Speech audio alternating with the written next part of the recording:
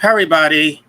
So today I'm going to review Kamala Harris's policy positions that are posted on her webpage, which I guess they have been posted recently because they previously were not there. So I'm eventually going to go through every candidate who is on the ballot in my state and basically just give my opinion on their positions.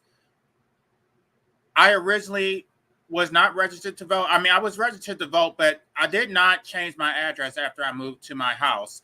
So, and I wasn't planning on voting. As an anarchist, I don't believe in voting. I believe that by voting, you're actually putting your master in power and you're giving legitimacy to an illegitimate system. But I registered to vote nevertheless because I wanted to support Jill Stein. So I already know that I'm going to be summoned for jury duty, which I think is a complete waste of time. Excuse me, y'all. Um, it's not that I have a problem with serving on the jury. It's that they call you constantly, have you waiting, have you take time off work, and then they don't use you. So they don't even have to pay you for it. So to me, I think that forcing someone to work without compensation, without remuneration, is slavery. So I don't support the way this jury system works. And unfortunately, once you register to vote, then you're going to constantly be summoned to appear for jury duty. So, with that being said, I'm going to go ahead and get started on reviewing her policies. So, this is her webpage. It says a new way forward. Vice President Harris and Governor Walz are fighting for a new way forward that protects our fundamental freedoms, strengthens our democracy, and ensures every person has the opportunity to not just get by, but to get ahead. I mean, just from the jump, I'm going to push back that she's fighting for a new way forward. She's an incumbent, y'all. She's a part of the incumbent administration. So she's saying she's fighting for a new way forward from her own administration. That makes absolutely no sense. As a prosecutor, attorney general, senator, and now vice president of the United States, Kamala Harris always stood up for the people against predators, scammers, and powerful interests. I'm going to push back against that because she actually was using her power as the attorney general to oppress her own people. She was throwing single mothers in jail for truancy. Um, she was throwing black men in jail. So prosecutors are not a friend of the people. Prosecutors are sadistic statists who use their power to oppress the American people. They use it to throw you in a cage, to force you into slave labor. They also steal your money, right? It's usually not going to be the prosecutor, but by the way, she was a district attorney too. So the district attorney, or okay, the city attorney, but the district attorney, okay, yeah, I want y'all to understand that how this works. Even though the municipal, like city attorney, is the one who prosecutes you for traffic tickets, they don't actually, at least in my state, they don't actually have constitutional authority to prosecute anybody. It comes from the district attorney, and the district attorney has to sign a delegation of authority to the city attorney. So even though the district attorney is not doing the prosecution for municipal offenses, it's actually coming from the district attorney. The municipal city attorney is only prosecuting you on behalf of the district attorney. So I hope y'all know that. So everything that goes on when you're being harassed by the police, that is at the behest of the district attorney, which Kamala Harris was previously a district attorney before she became the attorney general. She promises to be a president for all Americans, a president who unites us around our highest aspirations, and a president who always fights for the American people. Right, you were not fighting for the American people during your time as vice president. You were fighting for people who weren't even American citizens and throwing the American people under the bus. From the courthouse to the White House, this has been her life's work. I really would like to see the receipts on that, but let's keep going. Let's see if I have anybody here yet. Wow. Okay. Building an opportunity economy and lower costs for families. Vice President Harris grew up in a middle class home as the daughter of a working mom. Who gives a shit? She believes that when the middle class is strong, America is strong. That's why, as president, Kamala Harris will create an opportunity economy where everyone has an opportunity to compete and a chance to succeed, whether they live in a rural area, small town, or big city. Okay, who cares? I mean, the backstory. This is fluff. We don't need to hear that. We need to get to your policies.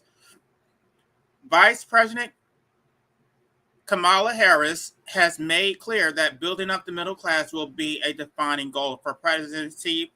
That's why she would make it a top priority to bring down the costs and increase economic security for all Americans. As president, she will fight to cut taxes for more than 100 million working and middle class Americans while lowering the cost of everyday needs like healthcare, housing, and groceries. Okay, I'm going to call a cap on that. She will bring together organized labor unions and workers, small business owners, entrepreneurs, and American companies to create good paying jobs, grow the economy, and ensure that America continues to lead the world. Okay, so she has an entire, I think it's an 82-page document explaining her plan. I'm not going to go through this entire thing. This is basically the short version of it. So here's the part about cutting taxes for middle class families. I'm going through this with y'all, so haven't actually gone through it. So let's see if this actually makes sense, or she's just blowing smoke and placate or pandering. Let's see what she actually has to say. Vice President Harris and Governor Walz believe that working families deserve a break. That's why, under their plan, more than 100 million working and middle class Americans will get a tax cut. They will do this by restoring two tax cuts designed to help middle class and working Americans: the child tax credit and earned income credit. I know y'all probably want a child tax credit, but as an anti-natalist, I don't support that.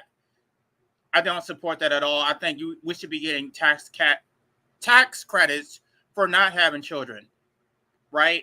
Y'all keep talking about how those of us who don't have children don't contribute to society, but we're paying more than our fair share. You're the ones who, and by the way, when you get a child tax credit, most of the time, your refund is going to be more than what you actually paid. So you're not actually paying any federal taxes.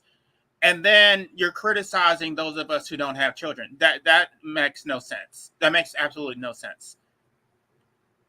And then earned income credit, that's for someone who has extremely low income. So a lot of times they're also paying no federal taxes, which is fine because they don't make enough money to do that. So the earned income tax credit is fair. I don't think the child tax credit is legitimate. It is not. If you're consuming resources, then you should pay your fair share. And that goes for the corporations too. I'm not only attacking those who choose to have families. Through these two programs, millions of Americans get to keep more of their hard-earned income.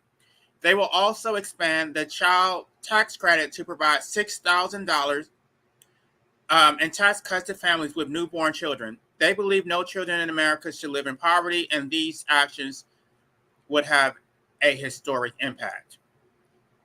Right. Under Donald Trump, Vice President Harris and Governor Walz are committed to ensuring no one earning less than $400,000 a year will pay more in taxes. They believe that we need to chart a new way forward by both making our tax system fairer and prioritizing investment and innovation. They will ensure the wealthiest Americans and the largest corporations pay their fair share so we can take action to build up the middle class while reducing the deficit. This includes rolling back Trump's tax cuts for the wealthiest Americans, enacting a billionaire minimum tax. I don't know how you do that because it's based on your income. You can't just tax someone just because they have wealth. If they're not, you can tax their income, but you can't just tax the wealth that they've already made in the past. Quadrupling the tax on stock buybacks. Um, yeah, you're going to get a lot of pushback on that because they're being double taxed. And other reforms to ensure the very wealthy are paying by the same rules as the middle class, are playing by the same rules. Under her plan, a tax rate on long-term capital gains for those earning $1 million a year or more will be 28%. Because when the government encourages investment, it leads to broad-based economic growth and creates jobs, which makes our economy stronger. Well, I don't know how they're going to fund your campaign. The problem is that she's beholden to her donors, so her donors are not going to support this. So she's starting off on the wrong foot. She's giving lip service to policies which she's not going to be able to see through. Make rent more affordable and home ownership more attainable. Vice President Harris has always stood up for renters and homeowners. As Attorney General of California, she took on the big bank to deliver $20 billion for middle-class families who face foreclosure and helped pass a homeowner bill of rights, one of the first of its kind in the nation. Nobody cares about what you did as Attorney General because you threw black and poor people under the bus. So I'm not impressed. I really wish you would stop bringing up what you did as Attorney General because all you're doing is bringing negative attention to your piss poor policies. So basically, we need to look forward. Don't look to the past because your past is trash. Just tell us what you're going to do going forward. And then let's see if we actually believe you. Vice President Harris knows that a home is more than a house. Who cares what you know? It represents financial security and an opportunity to build intergenerational wealth. But for too many Americans, home ownership is too far out of reach. I don't like the long backstory. Just get to the policies. Vice President Harris has put forward a comprehensive plan to build 3 million more rental units and homes that are affordable to end the national housing supply crisis in her first term. And she will cut red tape to make sure we build more housing faster and penalize firms that hoard available homes to drive up prices for local home buyers. Vice President knows rent is too high, and she will sign legislation to outlaw new forms of price fixing by corporate landlords. I'm gonna read this, and then I have some things to say about that. As more new homes are built and affordable housing supply increases, Vice President, I'm trying to make sure that what she's saying makes sense. Let me start that sentence over. As more new homes are built and affordable housing supply increases, Vice President Harris will provide first-time home buyers with up to $25,000 to help with their down payments, with more generous support for first-generation homeowners. This will help more Americans experience the pride of home ownership and the financial security that it represents, and offering more Americans a path to the middle class and economic opportunity. Well, you can't have a middle class without a lower class or working class. So everybody can't be middle class, right? I mean, let me go back to what she's saying about driving up prices for local home buyers by the corporations. I want y'all to know that as vice president, or she's saying that she was an integral part of the decision making of the Biden Harris administration. I want you to know that we have federal agencies which prosecute people for antitrust violations, right? The Department of Justice was not utilized in this manner. So what she's saying is cap. If she wanted to go after people who were price gouging and buying up all of the real estate, then she could have done that, right? She absolutely could have done that.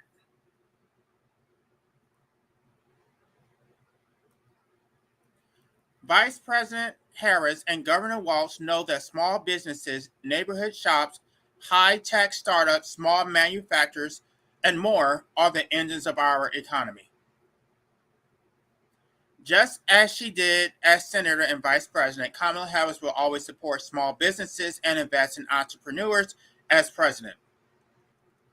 She has led the Biden-Harris administration's efforts to increase access to capital for small businesses and bring venture capital to parts of middle America that have for too long been overlooked, driving a record 19 million new business applications, tripling the Small Business Administration's lending to Black-owned businesses, and more than doubling small dollar lending to Latino and women-owned businesses. She has also championed expanding federal contracts for minority-owned businesses. I'm going to call cap on that. To the extent that there was funding to support small businesses, that came from Congress, not from her. And a lot of people got these loans during COVID.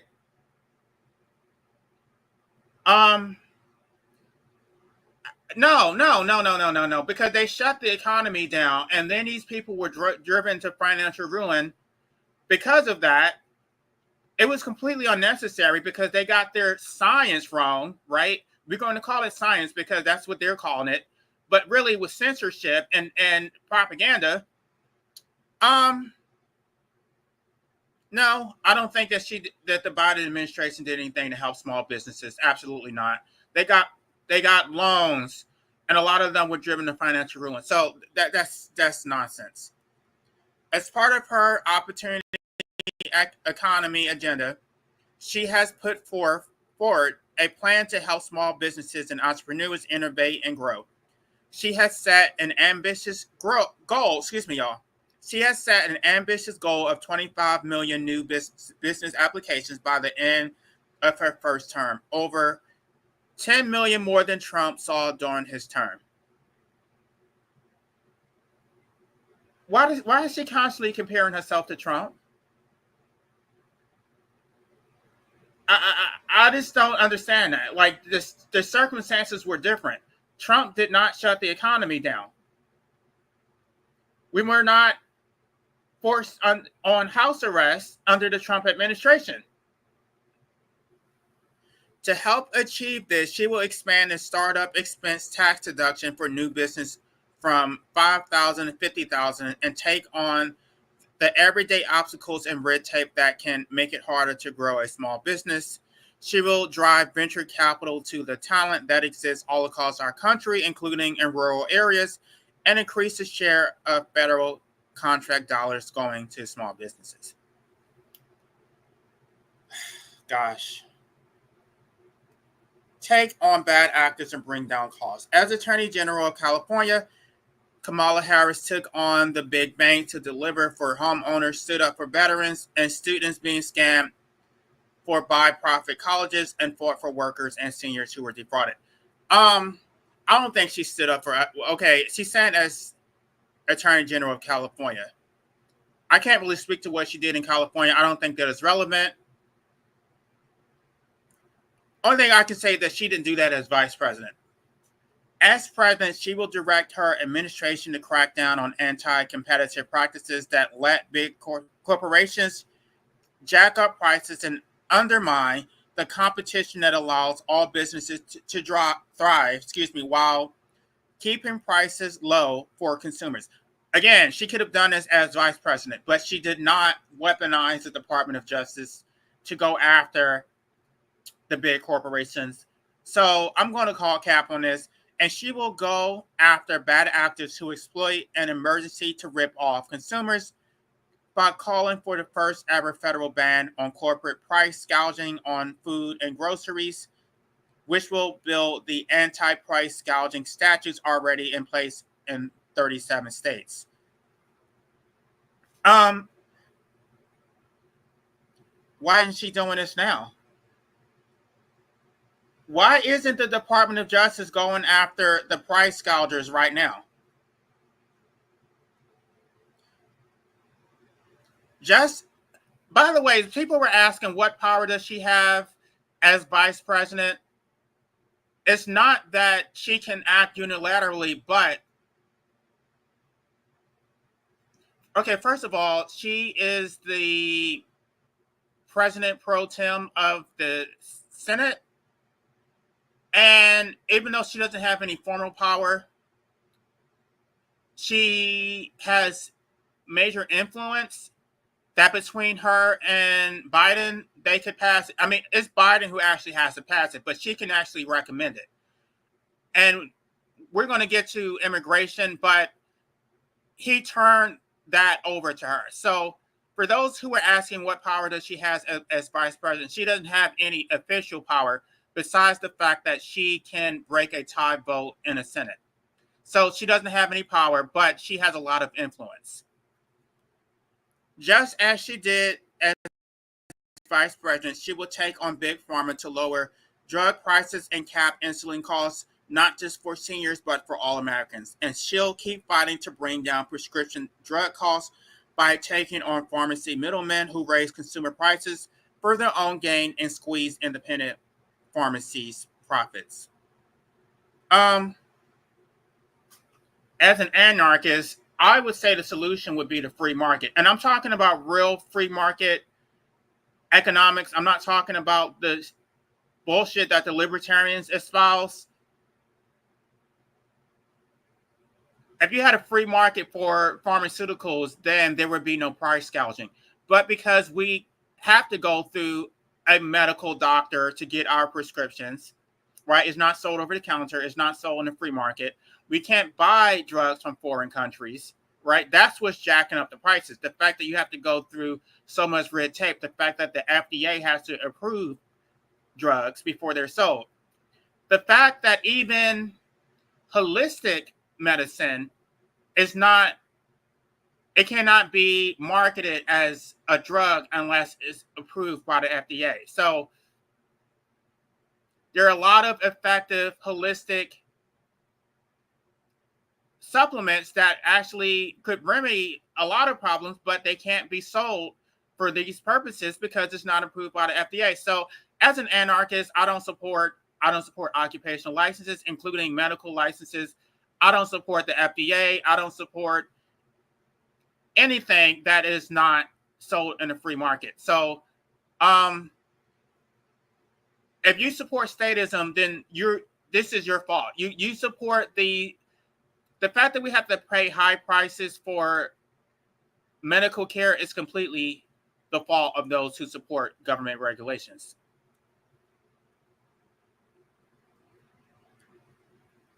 As Attorney General of California, Kamala Harris took on insurance companies and big pharma and got them to lower prices. As senator, she fought Donald Trump's attempt to repeal the Affordable Care Act.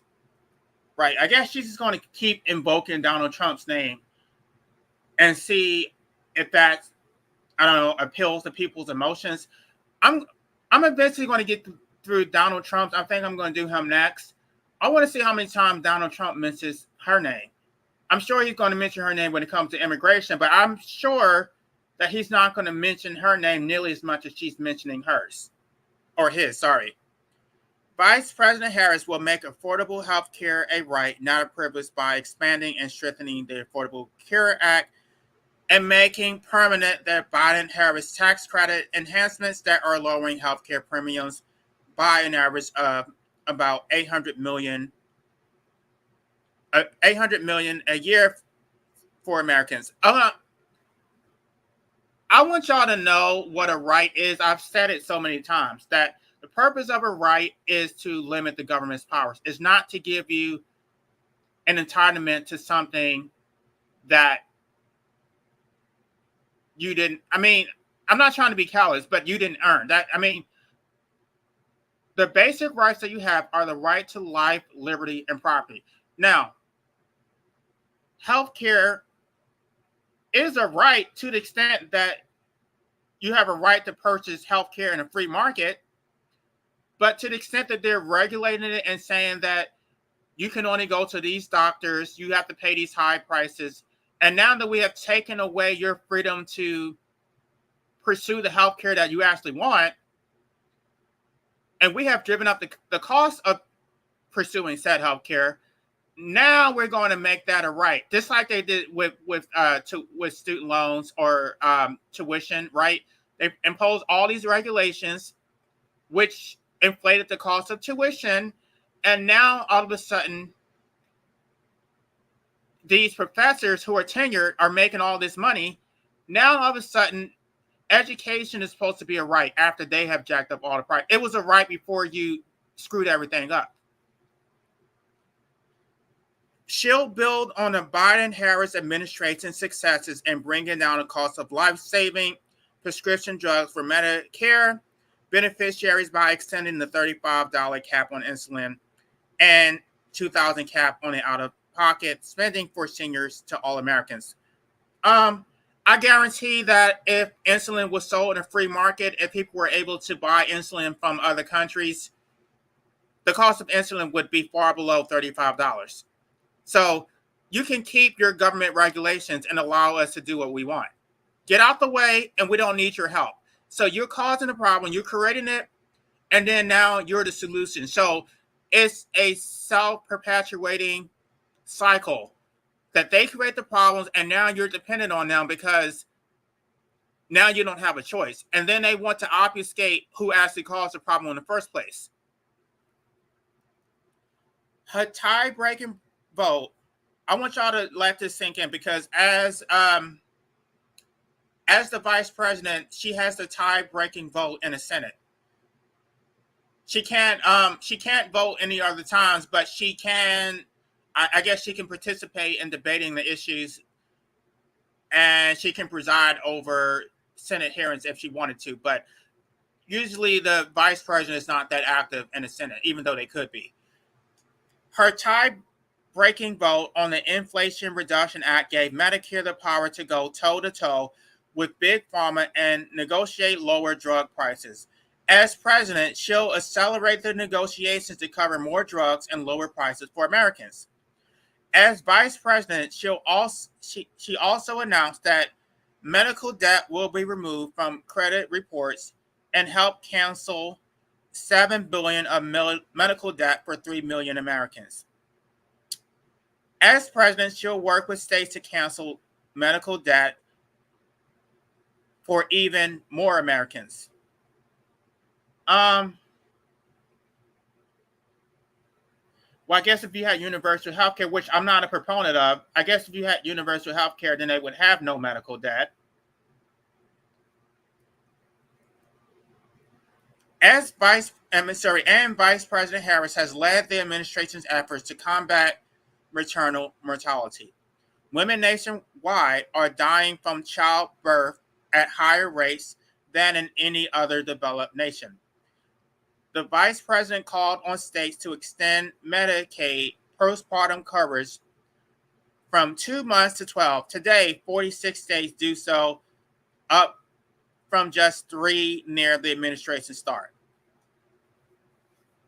Now, we're eventually going to get to abortion, but as Jill Stein pointed out, the Biden-Harris administration actually has the authority to authorize abortion on federal land, but they haven't done that. So this is an excuse to blame it all on Trump, even though the Democrats did not codify Roe v. Wade when they had the opportunity. Protect and strengthen Social Security and Medicare. Vice President Harris will protect Social Security and Medicare against relentless attacks from Donald Trump and his extreme allies. She will strengthen Social Security and Medicare for the long haul by making millionaires and billionaires pay their fair share in taxes. She will also fight to ensure that Americans can count on getting the benefits they earn. Well, let me go back and see if I have anybody here. I don't have anybody here. Okay, this is strange. Support American innovation and workers.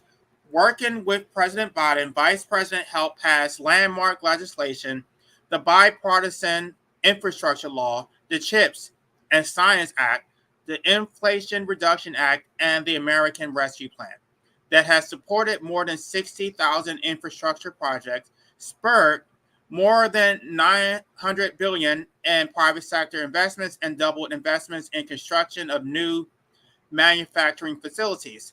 This has included investing billions to help connect all Americans to accessible, affordable internet. After decades of offshoring, manufacturing is returning across America, from major cities to rural counties, creating good paying jobs, including union jobs and jobs for those without college degrees.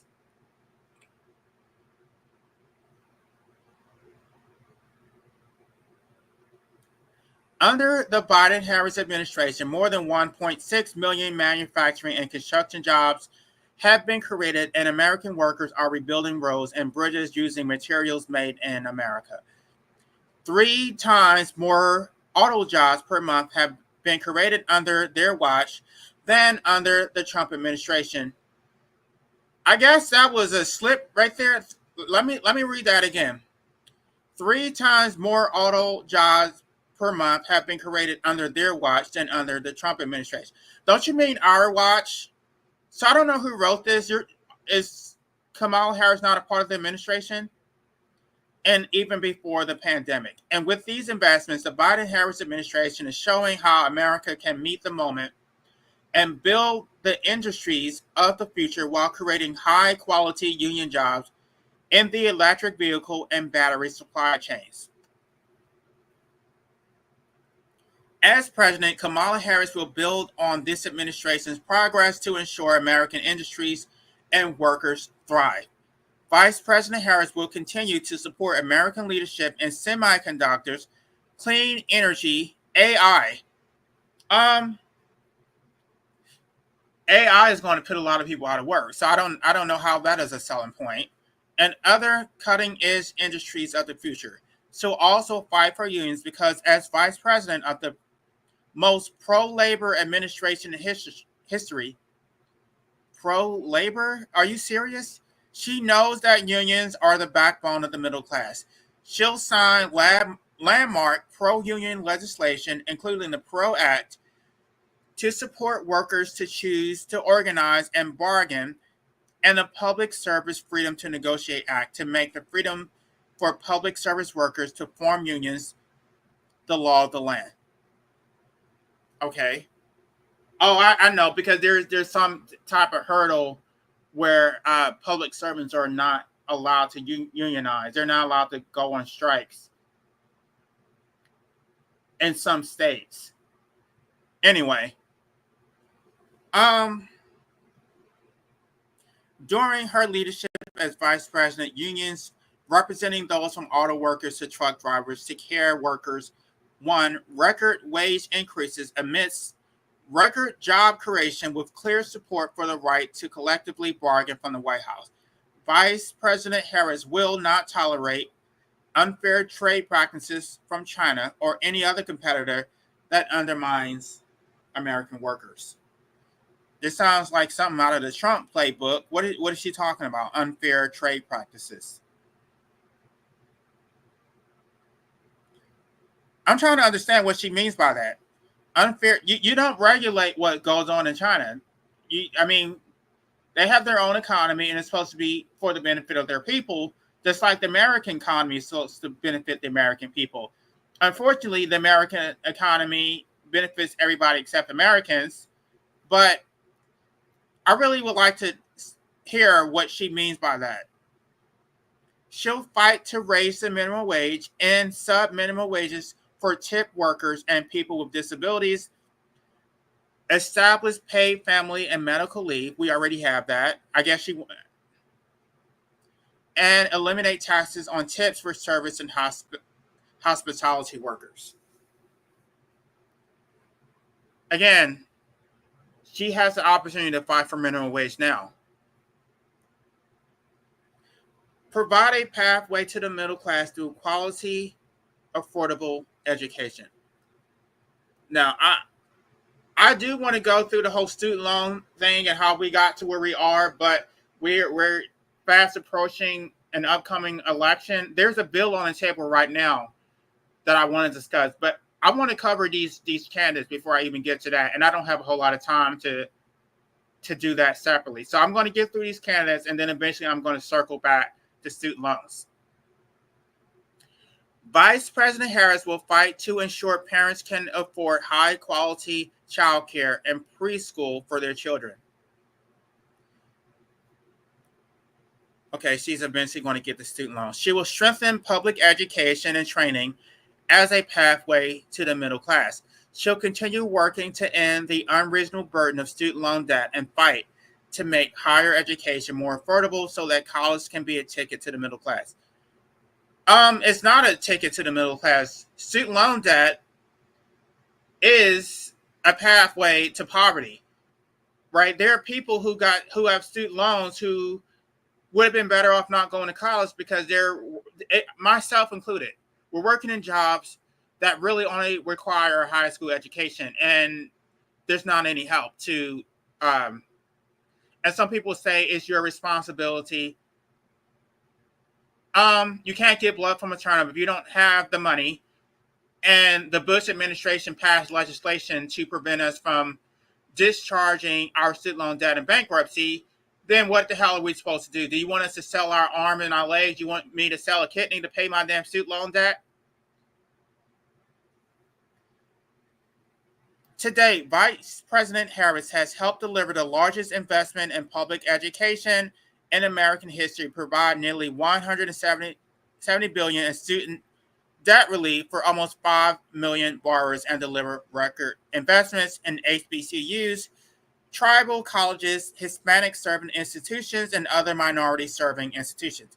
I didn't receive a dime of that money. Where was my relief? Right? Where is this phantom money going to?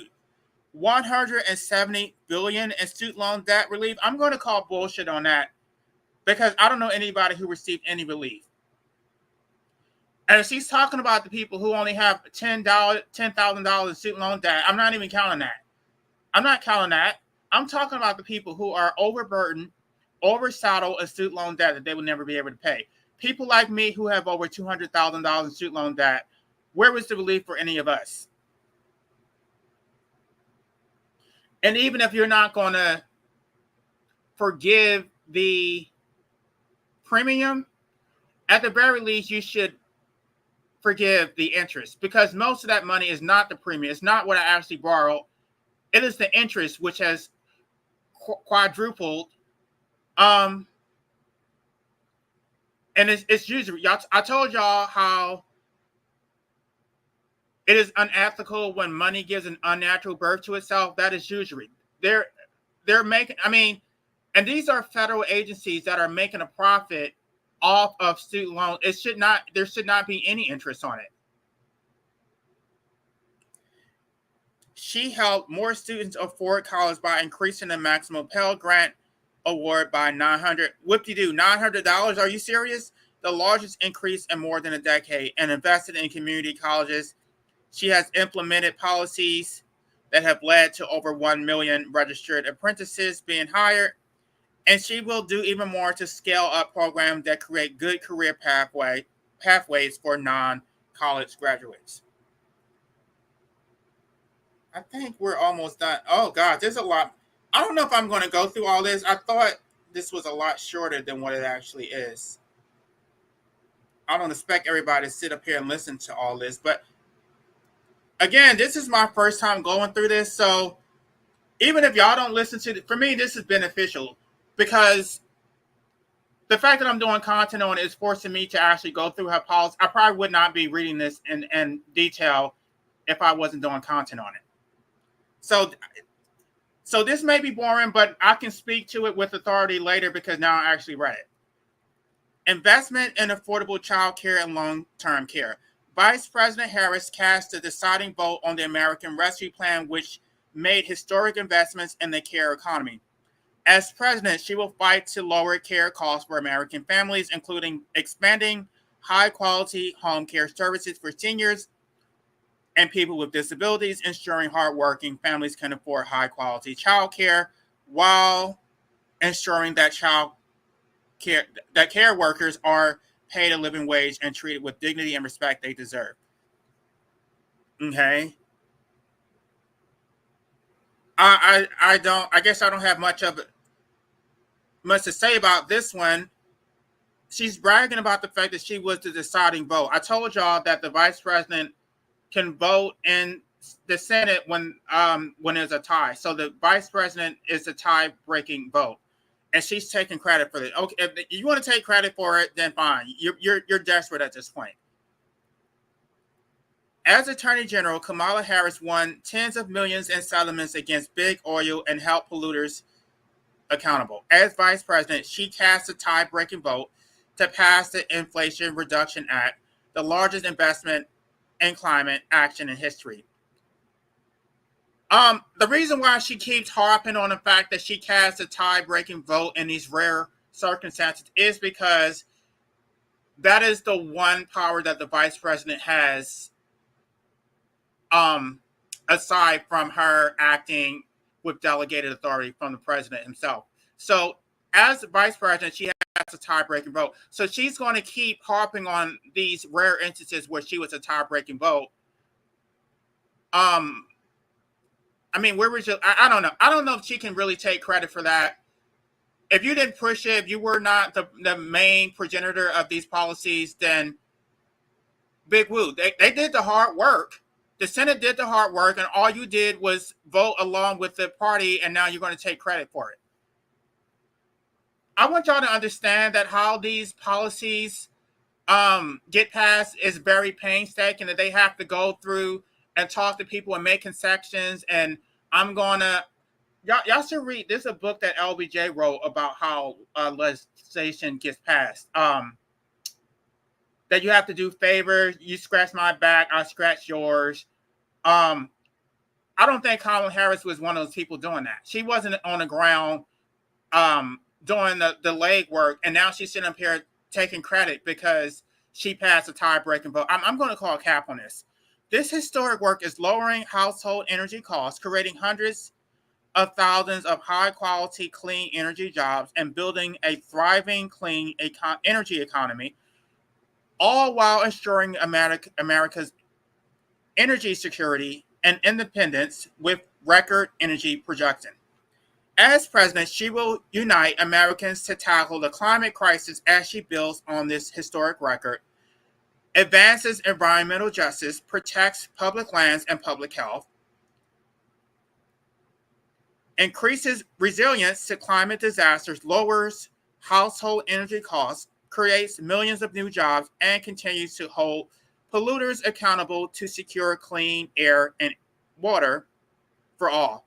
As the vice president said at the International Climate Conference, COP28, she knows that meeting this global challenge will require global cooperation, and she is committed to continuing and building upon the United States international climate leadership. Again, this is not something that a president would need to do because she doesn't necessarily have to be president in order to do this. As vice, this is about diplomacy, right? If she wanted this, she wanted to show leadership in the international community. She could have done this as vice president, right? This is a global problem when it comes to climate change. It's not something that America can do unilaterally. She's not going and meeting with world leaders to get anything done. Yet we're supposed to believe that she's going to do that once she becomes president.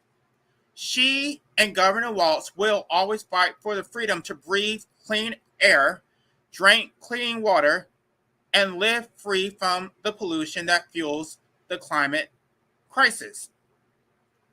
I did a whole video about that, and that one received very little views. But the main driver of the so-called climate crisis is the expanding human population, especially developed nations. It's not the third world. It's America. It's Europe. It's all of our automobiles, our planes, our uh, capitalist economy that we're basically destroying natural habitats. Um, I'm sorry, you're not dealing with the root cause of the problem, so I'm not here for it. Trump's Project 2025 agenda. Vice President Harris' lowering costs and agenda is a stark contrast to Donald Trump's plan to jack up prices, weaken the middle class, cut Social Security and Medicare, eliminate the Department of Education and preschool programs like Head Start, and end the Affordable Care Act.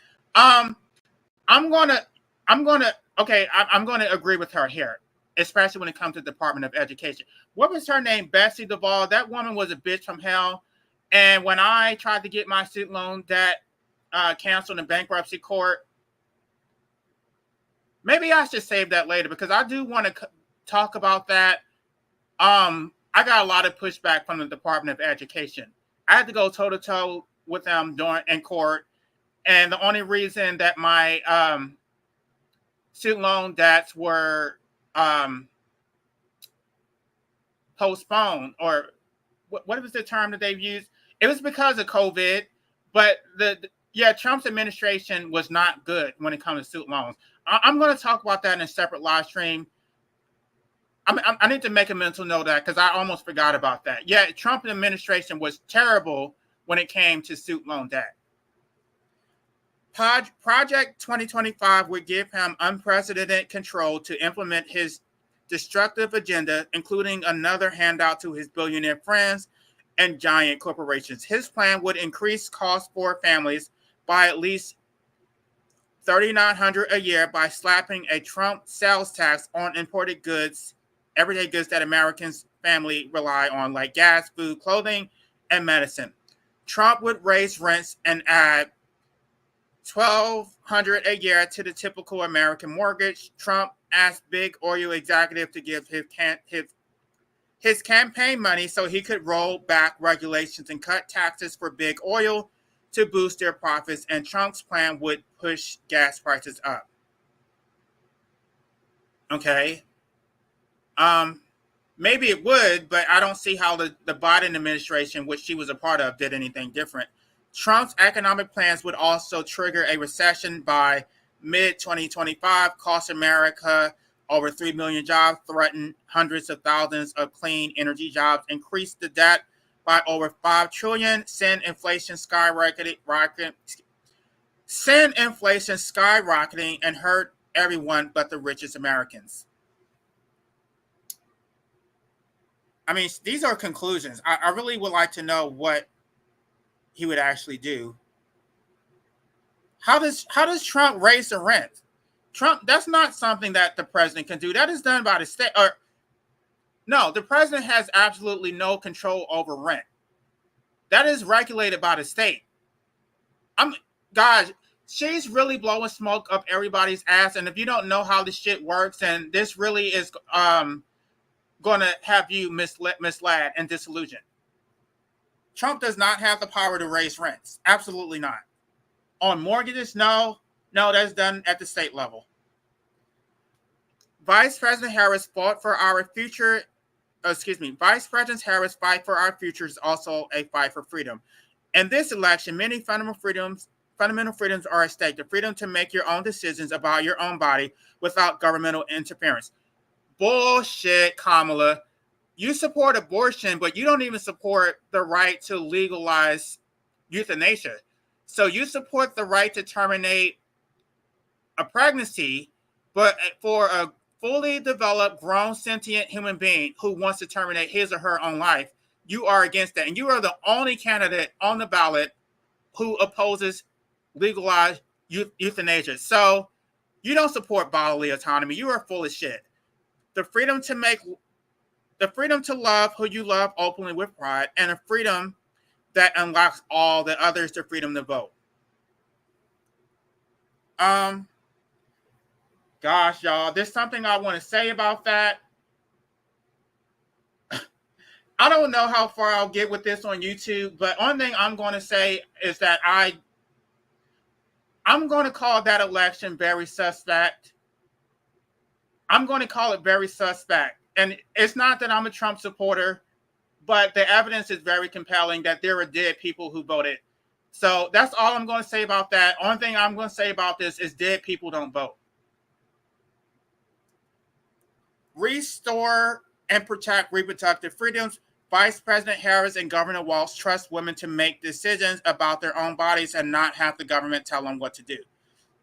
Donald Trump handpicked members of the United States Supreme Court to take away reproductive freedom, and now he brags about it. In his words, I did it, and I'm proud to have done it. He even called for punishment for women who have an abortion. I don't know if that's true. No, she made that part up. Donald Trump said he was going to leave it to the states. So, I mean, Donald Trump's record is bad enough. She doesn't need to be making up shit. Since Roe v. Wade was overturned, Vice President Harris has driven the administration's strategy to defend reproductive freedom and safeguard the privacy of patients and providers. Right, it is a privacy issue because the only way you'll be prosecuted in the first place is if state officials have access to your medical records. Right, they should not have, and there's already federal protections which should prevent this from happening. Which means that the Biden-Harris administration could already prevent these abortion restrictions right now. This is a privacy issue which they could pass or they could prosecute or state officials for violating federal law. Federal law trumps state law, but they're not using their power to do anything. As governor, Tim Walz led Minnesota to become the first state to pass a law protecting a woman's right to choose following the overturning of Roe. Vice President Harris has traveled America and heard the stories of women hurt by Trump abortion bans. Stories of couples just trying to grow their family cut off in the middle of IVF treatments. Okay, stories of women miscarrying in parking lots, developing sepsis, losing the ability to ever have children again, all because doctors are afraid they may go to jail for caring for their patients. As president, she will never allow a national abortion ban to become law, and when Congress passes a bill to restore reproductive freedom nationwide, she will sign it. Good luck with that, because that's going to require a Democratic majority, which is not going to happen, especially when they have their trash immigration policies. A lot of people are moving towards Trump. They don't even care about abortion anymore because they're so afraid of Kamala Harris's abortion agenda. Vice President Harris and Governor Walz believe many fundamental freedoms are at stake in this election. They will fight to ensure that Americans have the opportunity to participate in our democracy by passing John Lewis Voting Rights and the Freedom to Vote Acts, laws that will enshrine voting rights protection, expand vote by mail and early voting, and more. Her administration will continue to protect Americans from discrimination, building on her work to secure $2 billion in funding for offices of civil rights across the federal government. Again, why is she doing this now? Miss Prosecutor? She could do that right now as vice president. And as vice president, she'll always defend the freedoms to love who you love openly and with pride. In 2004, she officiated some of the nation's first same-sex marriages, and as Attorney General, she refused to defend California's anti-marriage equality statewide referendum. As president, she'll fight to pass the Equality Act to enshrine anti-discrimination protection for LGBTQI plus Americans in healthcare, housing, education, and more into law. Okay. I mean, I support that, but at the end of the day, I think that is a dead issue. The Supreme Court has already made same-sex marriage the law of the land. I guess that could be overturned. They could codify. at the end of the day, I just don't care. I don't care. I mean, I think that once we got same sex marriage, it's pretty much a dead issue. Like okay, this is not the only issue. At the in the federal courts, right? Because I even made this issue. This I made this argument when I was in law school that discrimination based on sexual orientation is actually gender discrimination, which is it's entitled to a higher level of scrutiny in the federal courts. So federal courts have already acknowledged that discrimination based on sexual orientation is actual gender discrimination. So if you discriminate against someone based on their sexual orientation, you are discriminating against them based on their gender. So all the protections that go to someone because of their gender actually is already going to protect members of the LGBT plus community. So this is really pandering. And I'm saying this as a gay person. This is completely unnecessary. She's trying to take credit for something that she didn't actually do.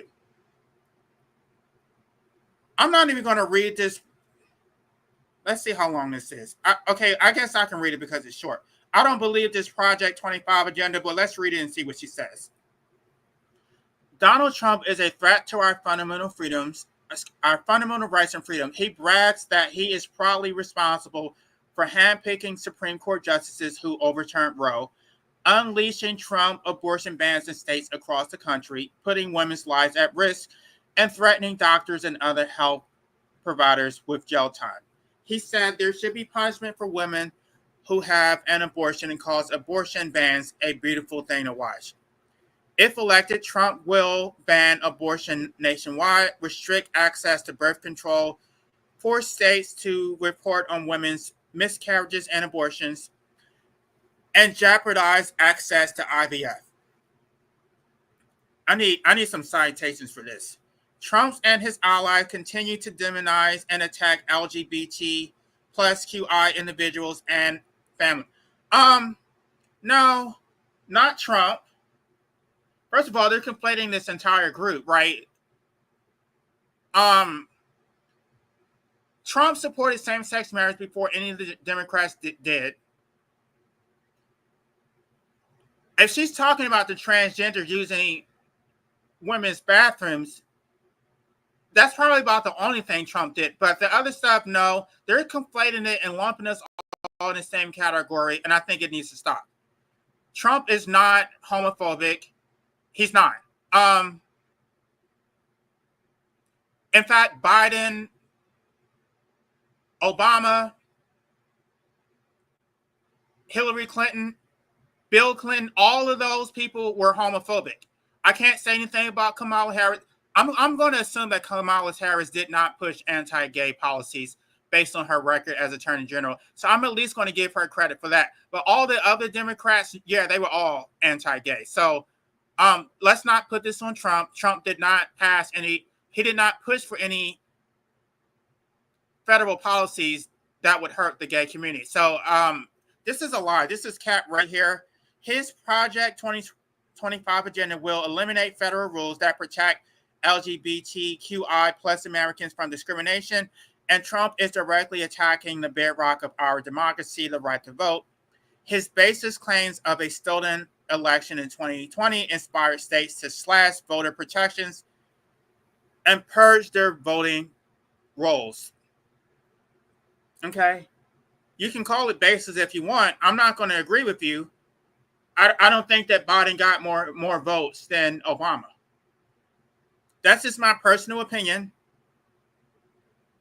As a prosecutor, district attorney, and attorney general, Kamala Harris has fought to ensure everyone has the right to safety, to dignity, and to justice. Everyone should have the freedom to live in safe communities.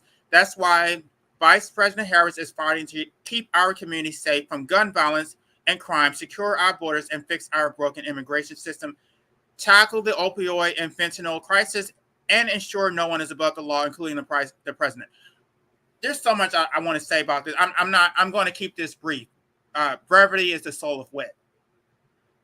So her way of protecting our communities from gun violence is to take away our guns, to basically leave us prey to the actual criminals and prey to the actual state, which are also the state actors are also criminals. They don't follow the law. How are we going to defend ourselves? And to get to this point that she's going to ensure that no one is above the law, including the president. Okay, I need some specifics. Are you going to repeal qualified immunity for police officers? No. No, you're not. The only person that you think shouldn't be above the law is Donald Trump. She can't do this. She can't do this unilaterally. That would require a constitutional amendment because the Supreme Court has already ruled that under their interpretation of the Constitution, the president is entitled to absolute immunity. The only way you can override the Supreme Court is with a constitutional amendment, and Kamala Harris does not have that kind of pull. She's not even going to fight for it. So this entire section right here is complete cap. This really needs to be erased from her campaign. This is a complete lie. She cannot see any of this through. Y'all, I'm giving y'all the tea because this is bullshit right here. As a prosecutor, Vice President Harris fought violent crime by getting illegal guns and violent criminals off California streets. There's a video where she said that she was going to go into people's home and take their guns, even those who, the gun owners who legally registered the gun. She was going to go in their homes and just take them. And she's not the only one who supports this shit. She's not the only one. We're going to call them out as we go through them because there's another candidate who actually supports a buyback program to completely leave you vulnerable against criminals and the oppressive state. During her time as district attorney, she raised conviction rates for violent offenders, including gang members, gun felons, and domestic abusers. As Attorney General, Vice President Harris built on this record, removing over 12,000 illegal guns from the streets of California and prosecuting some of the toughest transnational criminal organizations in the world. In the White House, Vice President Harris helped deliver the largest investment in public safety ever, investing $15 billion in supporting local law enforcement and community safety programs across 1,000 cities, towns, and counties. President Biden and Vice President Harris encouraged bipartisan cooperation to pass the first major gun safety law in nearly 30 years, which included record funding to hire and train over 14,000 mental health professionals for our schools. As head of the first ever White House Office of Gun Violence Prevention, she spearheaded policies to expand background checks and close the gun show loophole. I don't support that. I don't support the gun getting rid of the gun show loophole. I support an absolute right to the Second Amendment. I don't support any regulations, including background checks. Under her and Biden president's leadership, how about giving some background checks to these fucking pig police? How about that? How about giving some background checks to the prosecutors such as Kamala Harris, who used her position to oppress her own damn people? How about that? Under her and President Biden's leadership, violent crime is at a 50-year low, with the largest single-year drop in murders ever. As president, she won't stop fighting so that Americans have the freedom to live safe from gun violence in our own schools, communities, and places of worship. Do we have the right to live free from gun violence at the hands of police officers? No. No. Government comes at the barrel of a gun, right? All regulations are imposed through physical force. So everything that she is proposing is an act of violence. She'll ban assault weapons and high-capacity magazines. Boo! Require universal background checks and support red flag laws that keep guns out of the hands of dangerous people. She will also continue to invest in funding law enforcement. Boo! Including the hiring and training of officers and people to support them, and will build upon proven gun violence prevention programs that have helped reduce violent crime throughout the country. So this is a sadistic status who's going to siphon more of your tax dollars to support the police state.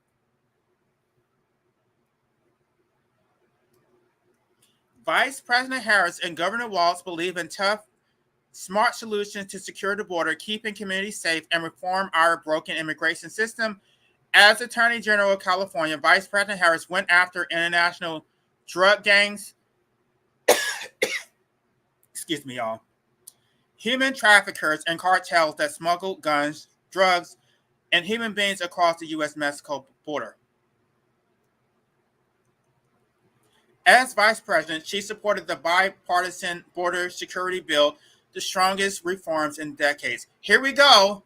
The legislation would have deployed more detection technology to intercept fentanyl and other drugs and added 1,500 border security agents to protect our border. Here it comes, y'all. After Donald Trump killed the border deal for his political gain, she and President Biden took action on their own. And now, oh my, this is so funny. And now border crossings are at the lowest level in 4 years. Their administration is seizing record amounts of fentanyl and secured funding for the most significant increase in border agents in 10 years. As president, she will bring back the bipartisan border security bill and sign it into law. At the same time, she knows that our immigration system is broken and needs comprehensive reform that includes stronger border security and an earned pathway to citizenship. Tackle the opioid and fentanyl crisis. You can call it crisis if you want. If there was a free market, there would be no crisis and there would be no drug cartel trying to smuggle drugs into the country. It should be sold in a free market. That's my opinion as an anarchist. Vice President Harris is committed to ending the opioid epidemic and tackling the scourge of fentanyl. She's seen the devastating impact of fentanyl on families up close. She has met and mourned with those who have lost loved ones to fentanyl overdoses.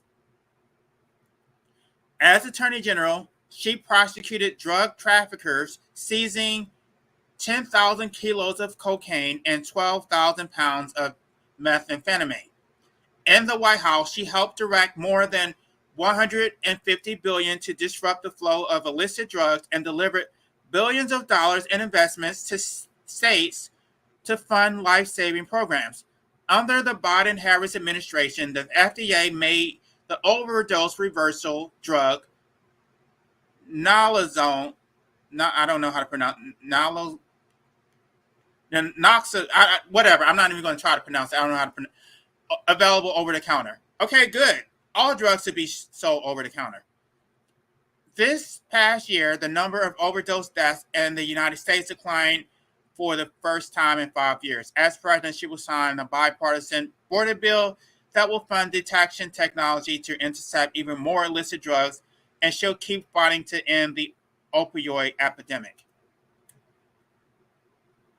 Ensure no one is above the law. Let's see if she says anything. No, this is too short. This should be an entire page right here, maybe 2 pages. Vice President Harris believes that no one is above the law. She will fight to ensure that no former president has immunity for crimes committed while in the White House. She will also support common sense Supreme Court reforms like requiring justices to comply with ethic rules that other federal judges are bound by and imposing term limits to address the crisis of confidence facing the Supreme Court. This is going to require a constitutional amendment. You can't regulate the Supreme Court through regular legislation. Moreover, she's only talking about making sure that the president is not above the law. She's not talking about law enforcement or state actors, right?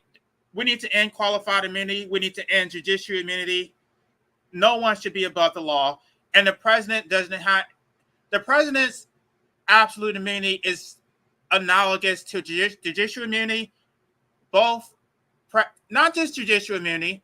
Anybody who's acting as in the official capacity as the head of a judicial, legislative,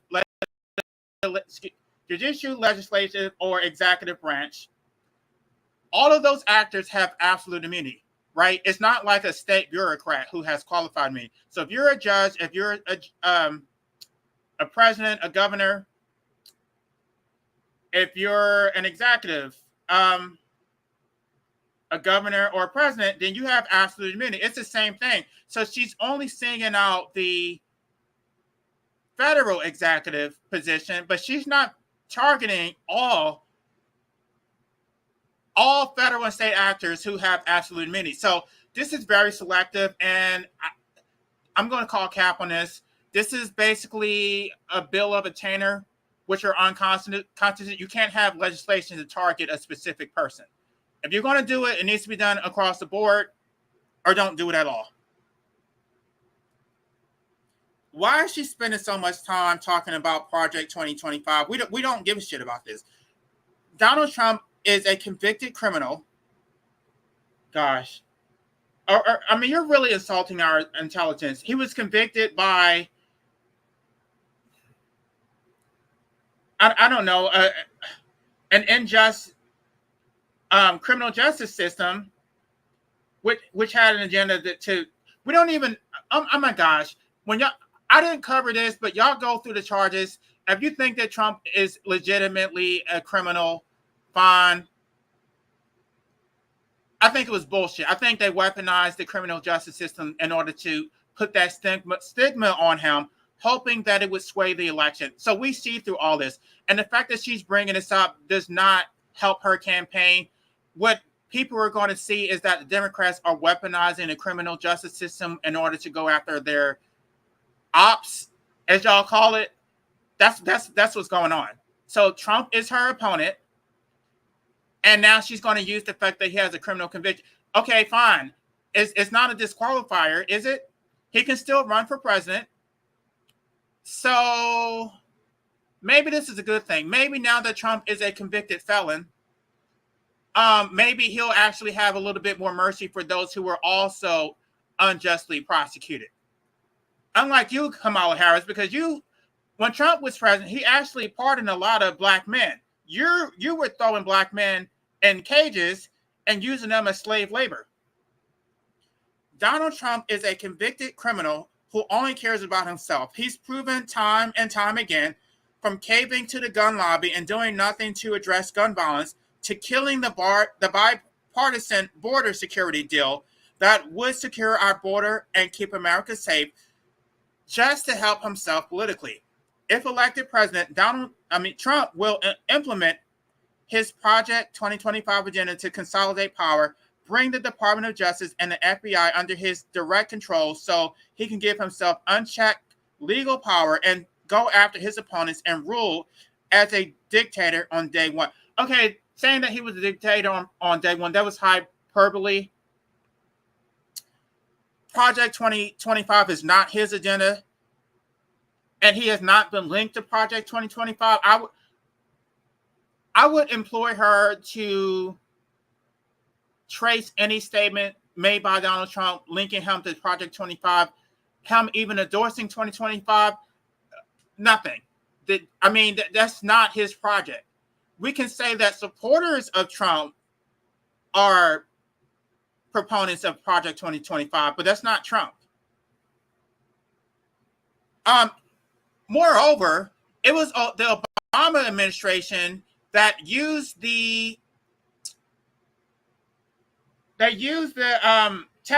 tax offices to go to investigate people for tax fraud that were his opponents, right?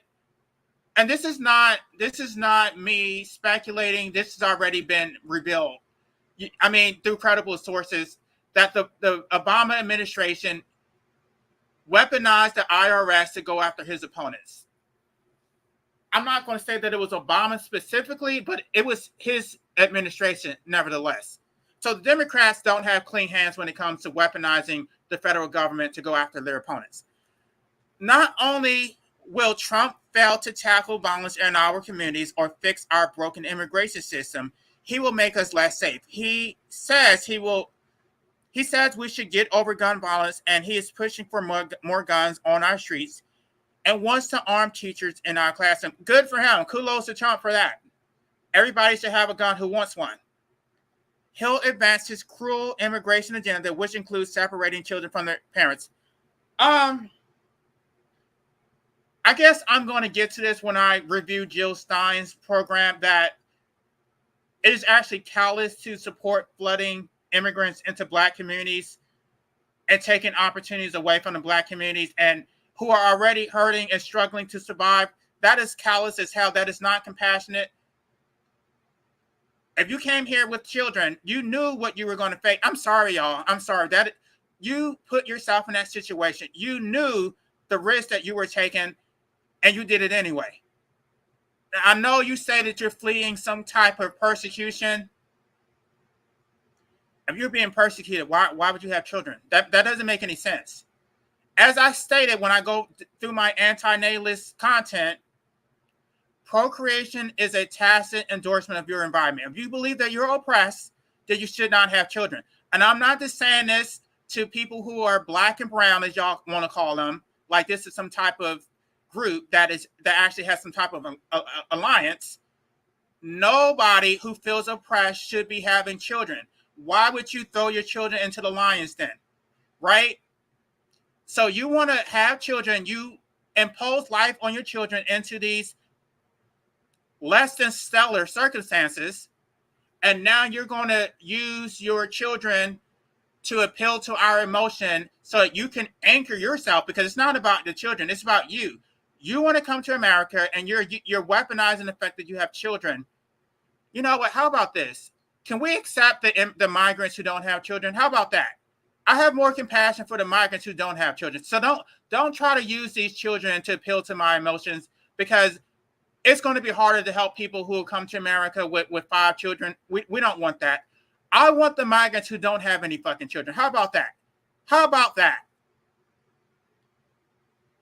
And he is refusing to commit to accepting the results of the 2024 election if he loses a second time.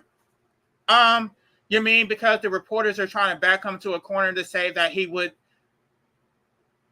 follow the secession process, that he would just succeed and just accept whoever they think.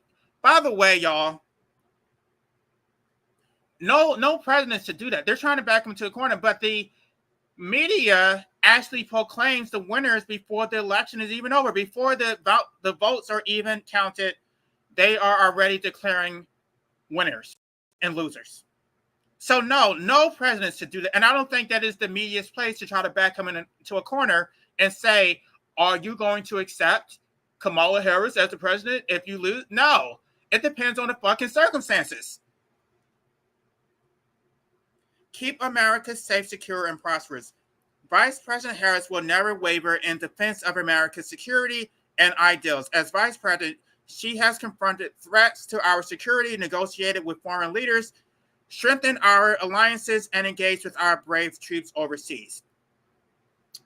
As Commander-in-Chief, she will ensure that the United States military remains the strongest, most lethal fighting force in the world, that we unleash the power of American innovation and win the competition for the 21st century, and that we strengthen, not abdicate, our global leadership. Y'all, that live stream that I did, I explained to y'all how this economy works, that we have a service-oriented economy. What is it called? It's called,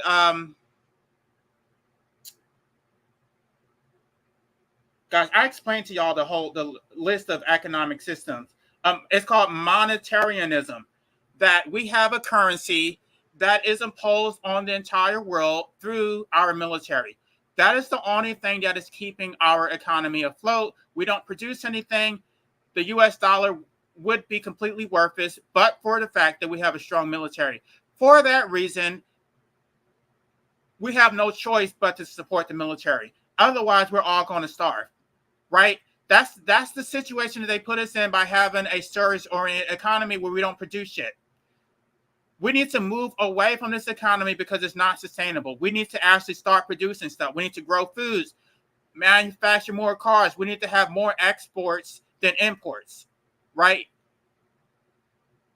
So this global economy really needs to be done with. We need to stop this interdependence and become independent and stop relying on the fucking third world and enslaving them and stealing their resources so that we can thrive at their expense. And Vice President Harris will fulfill our sacred obligation to care for our troops and their families will always honor their service and their sacrifice. Good luck with that, because I'm a motherfucking veteran and nobody's honoring me for my motherfucking Okay, y'all. This is hyperbole too, because I didn't actually sacrifice shit. I didn't actually go deploy anywhere. At the end of the day, I am still a wartime veteran. Even though I did not deploy, I did not see any combat, but I'm still a fucking veteran. I did sacrifice because I basically gave up my freedom that the military could tell me when to eat, sleep, and shit. I had to say yes, sir, and do whatever the fuck they told me to do.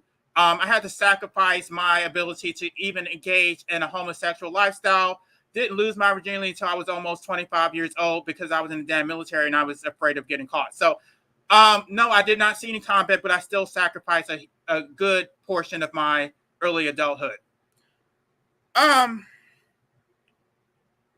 going to call cap on this because you're not doing anything to help the veterans now. Instead, you're doing shit to help the illegal aliens, and that's exactly what they are. And I'm sorry, that is not to be disparaging, but that is a legal term that you are a resident alien because you're not a citizen. This is not your country. You are not a subject. We have sovereigns and we have subjects. And even though I support anarchy, I don't support statism. That is the system under which we currently live. If you're not a subject, right? Your sovereign has no duty to protect you. Your sovereign owes you no duty whatsoever. Your sovereign from which you fled, that is your sovereign. That is the sovereign that is supposed to protect you. It's not the American president who's supposed to protect you. The American president is supposed to protect the American people. The policies for which the American president postulates are supposed to be for the benefit of the American people. It's not supposed to be for the benefit of people who are not citizens. I mean, I don't know how else to explain it. You can be compassionate if you want to take your own personal resources. If you want to house migrants in your house, if you want to flood your own personal community with migrants, fine. You don't get to flood other people's communities with that bullshit. Do that shit with your house and your resources. You don't get to do that shit with American tax dollars. Absolutely not. Hell to the motherfucking no. Vice President Harris is ready to be commander-in-chief on day one. She has helped restore American leadership on the world stage, strengthening our national security through her travels to 21 countries and meetings with more than 150 world leaders, defended American values and democracy, and advanced American interests. Okay, right, y'all. That benefits us because we get to live in a lap of luxury. We get to be the most prosperous country in the world. But I want y'all to know, just by living in America, just by spending the US dollar, you are oppressing the third world. Our prosperity is at the expense of the third world, right? So I want y'all to know that every time that they propose all this big spending, we're not the ones who are spending. Money is not or currency is not a natural resource. The resources are coming from the third world. Vice President Harris has been a tireless and effective diplomat on the world stage. Okay, that's news to me. That is news to me. She couldn't even convince those African countries to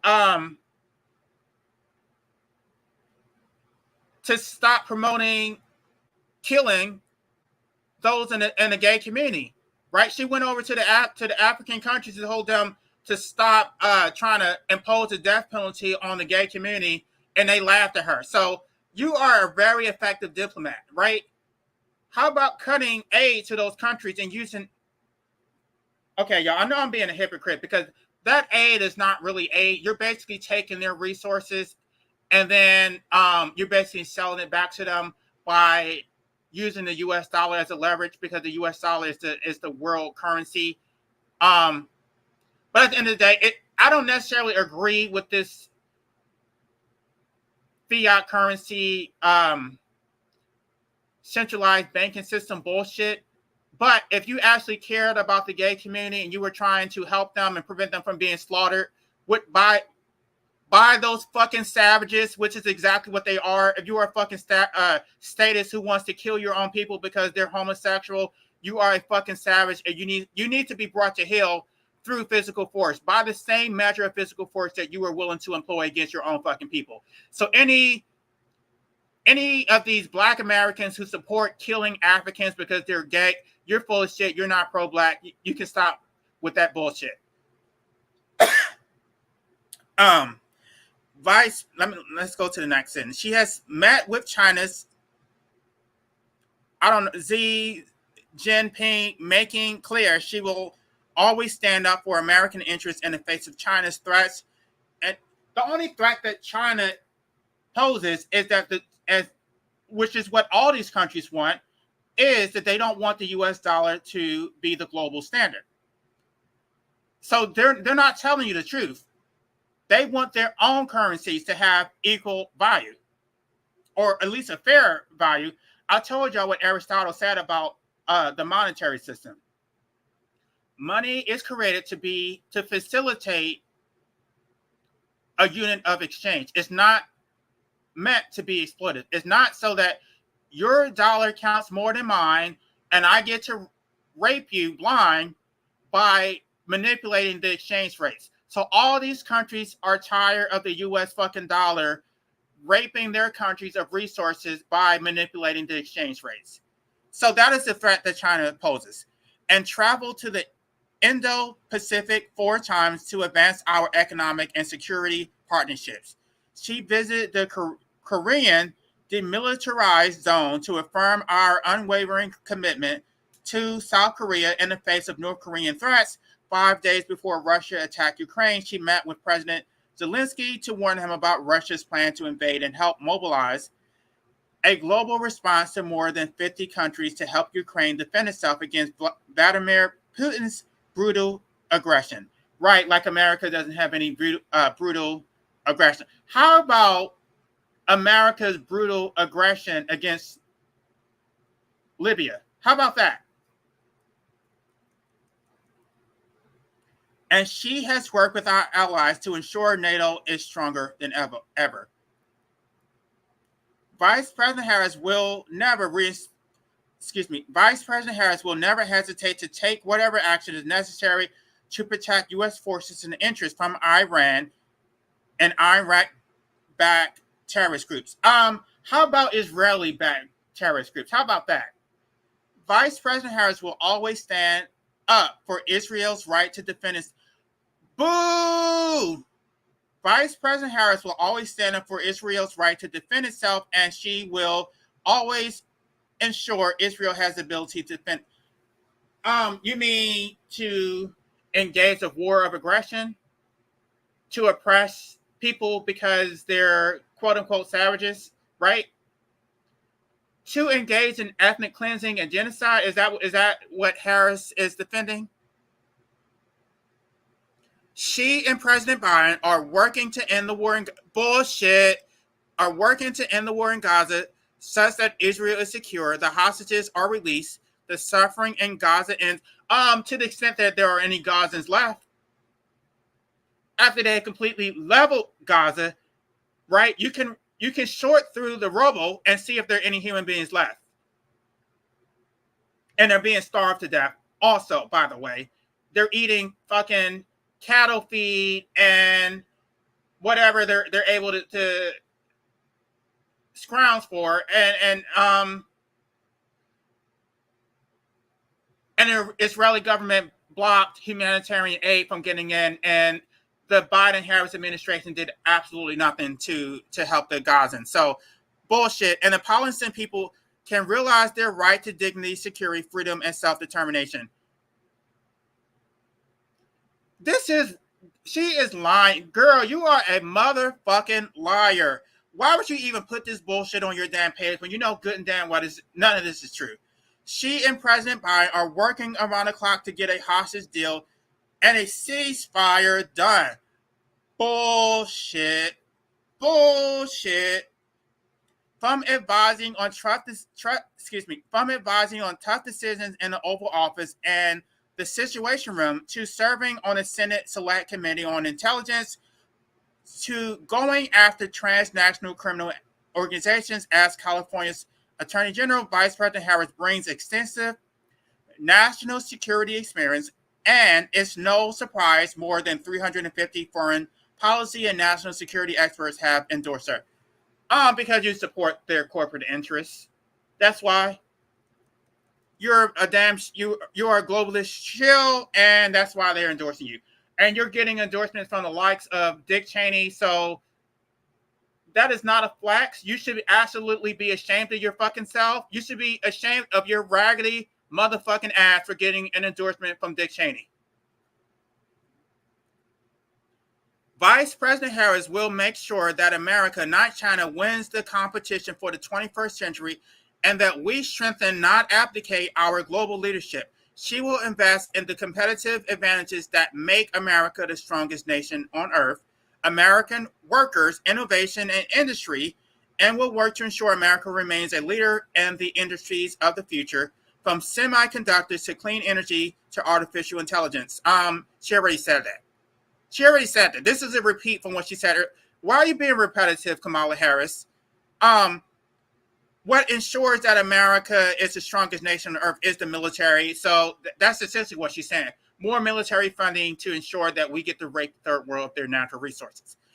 And if you're an American, fine. But at the end of the day, some of us actually have blood ties to Africa, even though we live in America. So we see Africans as being our people, even though we are Americans. So we're not too fond of you oppressing our own people on another continent.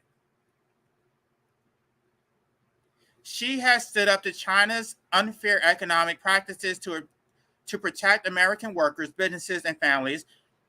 And she has advanced our economic cooperation around the world, from rallying international leaders at the AI Summit in the UK to convening semiconductor business leaders in East India to spurring private investment across Africa. What that is neo-colonialism. That's what it is. It's not. They're not investing in Africa. They're coming in to rape Africa of resources. That's what that is. They literally split up Africa. You get this part, you get this part. You are raping and pillaging in the 21st century. And we're almost done.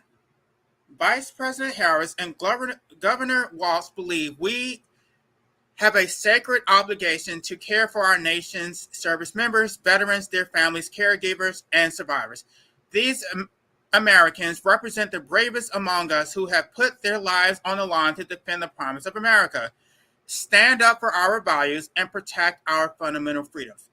Vice President Harris and President Biden have delivered the most significant expansion of benefits and services for veterans exposed to burn pits, Agent Orange, and other toxic substances in more than 30 years. You can do that now because those people who survived the Vietnam War are in decline if they're even alive now. So, yeah, you can do that shit because it probably doesn't cost that much to help the few elderly Vietnam veterans who have been neglected all this time. So if they survive without the government's help all this time, they may do with whatever resources they were given. So I can't believe she's sitting here talking about Agent Orange. Are you serious? You know how that we're talking about the fucking late 1960s and late 1970s. We're talking about shit that is 50 years old. And she's going to sit up here and take credit for that. The son of an Army veteran who served as a command sergeant major, Governor Walz was the ranking member of the House Veterans Service Affairs Committee, where he passed legislation to help stem veteran suicide. Let me read that again. The son of an Army veteran who served as a command sergeant major, First of all, that's called earned valor, where you're taking credit for the fact that you are a son of a veteran. That's what fucking Megan McCain does, sitting up here taking credit for what her father did. The fact that he's a son of an Army veteran, that doesn't mean shit. I'm an Army veteran myself, and my father was also a veteran, but I don't take credit for what my father did. I take credit for my own service. So Governor Walz passed legislation to help stem veteran suicide. As a veteran who actually wants the right to be euthanized, I don't support this shit. I think it should be legalized, and I should not have to be enslaved to a life that I don't fucking want. So, Kamala Harris, you are weak on this bullshit, and I know how the hell you're going to help stem the S word. I don't want to say too much on this live stream, but I don't support that shit. I don't, unless you're going to do things to help our quality of life, meaning you're going to cancel our student loan debt, you're going to create economic opportunities, you're going to eliminate the police state, which is, those things are what's making our lives miserable. It's making our lives a living hell. We're tired of being harassed by the fucking police. We're tired of having to compete against migrants and not getting the resources that we need. So that is what would curb suicide. But you can't just make our lives a living hell and then give us counseling so that we can adapt to being oppressed. Is that what you're trying to do? And this is so fucking repetitive. She already covered Project 2025. Since we're almost done, I'm going to go ahead and read it. Someone as dangerous as Donald Trump should never again be allowed to serve as commander-in-chief. In office, he cozied up to dictators and turned his back on allies. He undercut America's competitive edge. No, Kamala, you and Biden undercut America's competitive edge by flooding America with immigrants. So you cut the competitive edge that Americans have in our labor by forcing us to compete with migrants who are going to work for slave wages. He undercut America's competitive edge, boasting that not a single American factory would close under his watch. You mean like how those corporations were too big to fail under the Obama administration, that America bailed out to the tune of trillions of dollars to keep them afloat? Is that what you mean? That not a single corporation would ever fail under the Obama administration's watch, which Biden served as vice president? Are you serious? Let's read that. And then doing nothing as factories shuttered. Good. Lack of factory. This is it's sink or swim.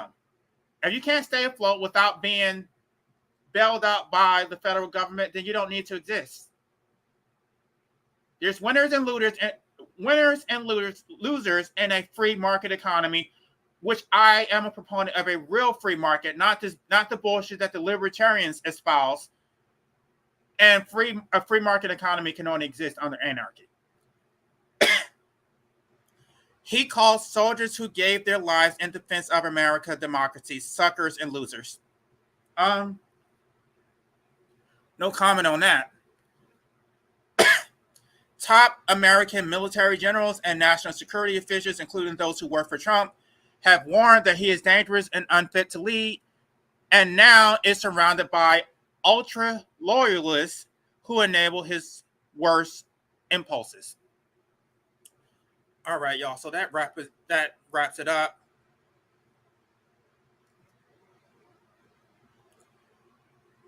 The government's so goofy. I heard the survivors of recent hurricanes destruction are getting like $800, and that's it. Okay, so I'm gonna go ahead and end this live stream. It looks like I lost everybody. I'm gonna break this up into chunks so y'all can listen to it, and be sure to like, comment, and subscribe.